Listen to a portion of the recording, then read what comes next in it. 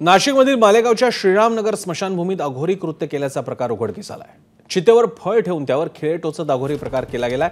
एका महिलेच्या मृत्यूनंतर राख सावडण्यासाठी कुटुंबीय गेले असताना हा प्रकार उघडकीस आलाय। दरम्यान स्मशानभूमीच्या परिसरात अघोरी कृत्यासाठी लागणारं साहित्य आढळून आलं, त्यामुळे याआधीही असे प्रकार झाल्याची शक्यता व्यक्त होते। या प्रकारानंतर स्मशानभूमीत सीसीटीव्ही बसवण्याची मागणी स्थानिकांकडून होते। शनिवारी 15 तारखेला त्यांचं निधन झालं। आम्ही 3-3:30 वाजता त्यांना हे केलं, विधी-विधान केलं आणि आज सारी सरकारला आलो, दूध चढवण्यासाठी आलो आम्ही। पण आम्हाला इथं वेगळाच प्रकार दिसला की ते काही फळ असतात ना, ते फळमध्ये निंबू, नागफणीचे खिळे वगैरे असे फसलेले होते। मग आम्ही थांबलो, पोलिसांकडे गेलो, इथे सेक्रेटरीला विचारलं, वॉचमॅनांना, ते म्हणे आम्ही 10 नंतर राहत नाही इथं।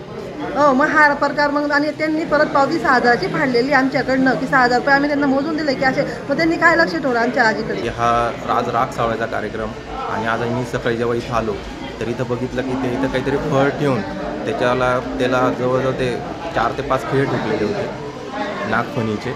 इथं काहीतरी हा अघोरी विद्याचा काहीतरी प्रकार आहे किंवा काहीतरी घाबरवण्याचा विषय आहे। इथे मी प्रशासनाला एकच सांगू इच्छितो की इथे लवकरात लवकर सीसीटीव्ही बसवावे। एबीपी माझा, उघडा डोळे बघा नीट।